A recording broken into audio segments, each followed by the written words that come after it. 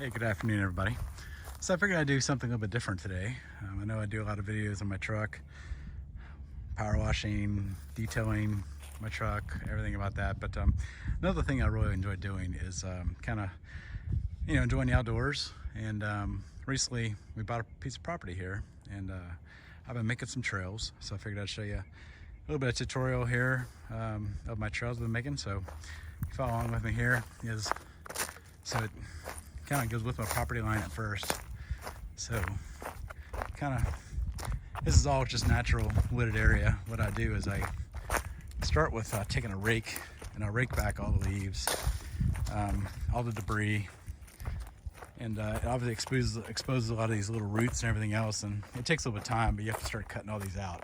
But once you kind of get the leaves away, these little underlying roots and vegetation stops growing, and it makes it a bit easier to maintain your trails afterwards. But all the bigger stuff I kind of push aside, and it kind of lines the trail. You can see I have a log here, just kind of lines along the side of the trail. Kind of rocky here, so a lot of areas where there's little rocks and big rocks, and for the most part I do remove some of the bigger rocks or the jagged rocks. If there's trees in the way of the path, like smaller trees, I usually cut those out very short, and then I dig out the stump, because you don't want to trip over it when you're walking. So I just keep on showing you down here. This is a little steep right now. So right now I'm just following the property line, just to kind of outline the property.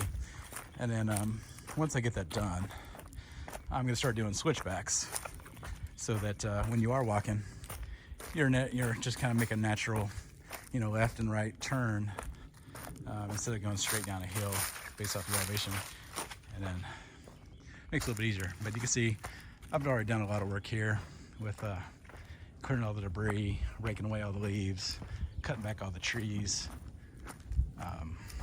trimming all the limbs, so that when you're walking through here, there's you're not going to brush up against any limbs and have to worry about ticks and chiggers and spiders and so forth. So trim, that's the first thing I do usually, is kind of figure out my pathway, and then I'll start trimming all the smaller limbs, kind of marking trees where where the path wants to go. And you can see sometimes when the hill's kind of steep, it's hard to tell there, I'll take a mattock and I'll dig away the topper part, push the dirt to the right, and it makes this a much more level walking area, so it makes it much easier to navigate through.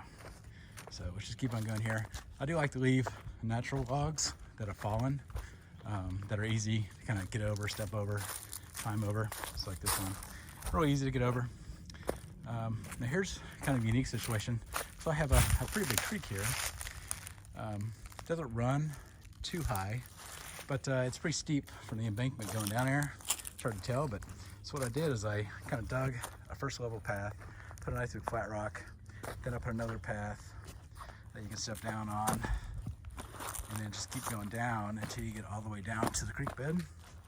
And then I'll take rocks, flat rocks, and naturally lay them across the waterway until you get across the creek, but kind of leave a area where the creek runs, just for natural passage. It definitely helps keeping debris and stuff from catching up against the rocks, but for the most part, right, if you lay the rocks down nice and flat, embed it into the mud of the creek bed, when it does flood, the water and every debris is going to go right over it, and then this will remain even after a big heavy flood.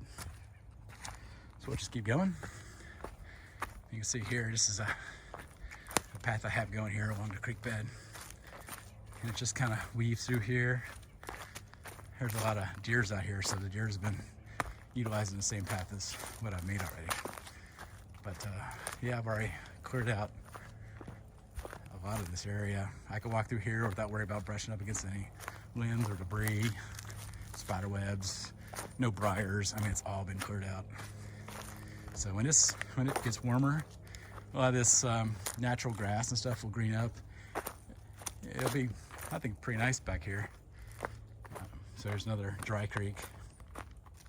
So I like to have some kind of obstacles you have to go around or go over.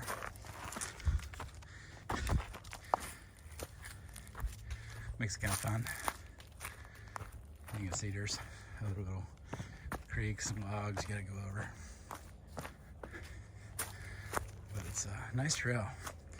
And like I said, this goes all the way around my property line, and I've already done quite a bit here.